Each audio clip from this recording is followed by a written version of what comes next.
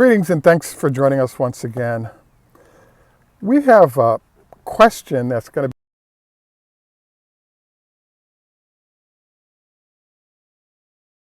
and that question focuses on cyber boom or cyber bust. So, as you know, we just had earnings. Elon announced that it'll take 18 months before the potential of the Cybertruck to increase profits and revenue is really felt. So I wanted to review that today with you with some interesting data points. This is Greg for Teslafaninsight. Thanks once again for joining us. If this is your first time, welcome. If you're a repeat visitor, welcome back. So what I wanted to review today is the fact that Elon is, so what was supposed to happen is that the Cybertruck arrives, the margin is about 20%, maybe 25% because it's a unique vehicle. And now we have this new sort of growth lane with a lot of units potentially, and it's very profitable. So this is where the story kind of goes left. And for those of you who are mad at me, please take time to do the research and don't get mad at me. I'm just reviewing what the data is. So I'd like to ask you to go on to eBay and type in bulletproof SUV and the pricing of that. So they send you through all these stupid channels, but basically what we found was that for a used bulletproof SUV, and from what I can tell, it's maybe 5 years used, the price of the car was $165,000. So I was like, holy crap. I didn't even think about this when it came to the Cybertruck, but Cybertruck is basically a bulletproof SUV. And so the next question is, well, what generates all that price? And one of my auto expert friends explained that in most cases, what you do is take a finished SUV, you pull apart the car, and then you install a whole bunch of metal panels to handle incoming bullets. So by the time you're done with all this, these vehicles are anywhere from $200,000 to $500,000 a piece. And so if we just look at the Cybertruck from that angle, you know, the challenge that seems to pop up is that if we're going to charge about $100,000 for the tri-motor version of the Cybertruck, we kind of end up in a situation where, yes, there's a decent number of populations that'll buy the $100,000 vehicle, but if we put a 20-30% margin on that vehicle, we're probably up in that, 130 with other accessories, 150 zone.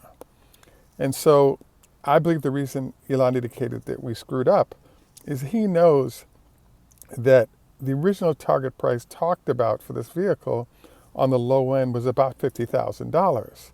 And the difference between a $50K vehicle and a $150K vehicle is probably triple the sales at 50 or quadruple, if not more, versus a fraction thereof the higher the price goes. And so I believe where we are now is we're kind of in a pickle. Yes, 18 months from now, Elon can lower the price that we can charge and still have an okay margin. But it's really tough because there just isn't, for a $150,000 to $200,000 vehicle, the market size is extremely small. So how we're going to pull this off, I have no idea. But I do believe that what actually is happening is we're seeing sort of the marketplace reaction to that price point in terms of what we're seeing. So as you know, Tesla is falling towards 200. Obviously, we're going to see what happens as the Cybertruck arrives, what it's priced at, and once they pull it apart, what the margin might be on that vehicle.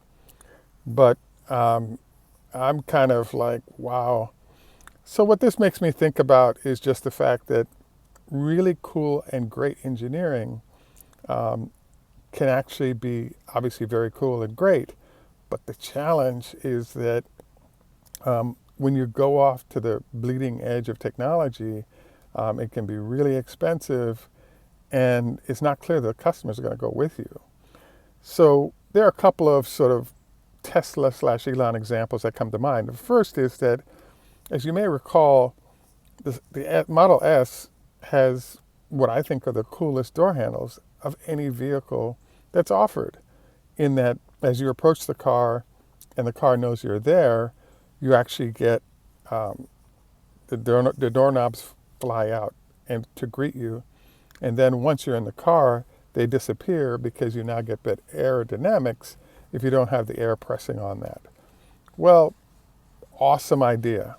The challenge is that issue is the number one, I want to say, recall or fix issue for Tesla, because particularly in cold climates, the water would get into that mechanism, and then the whole thing would freeze, and therefore you couldn't open your door.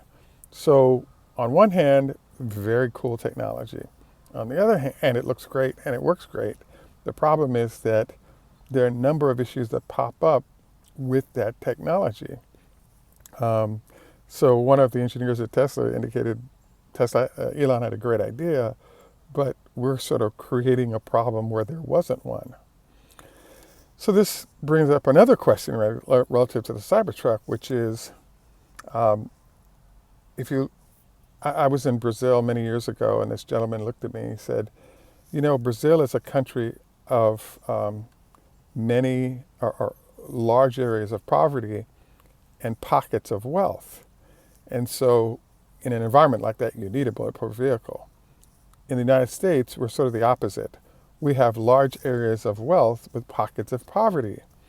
So the thing that I'm thinking about is that the way America deals with sort of security is price of houses. So all you have to do is pay more for the price of your house, and you don't have to get security by a bulletproof vehicle. Matter of fact, in particularly dense cities, you're actually walking around, so you're using your wealth as a way to control safety, etc.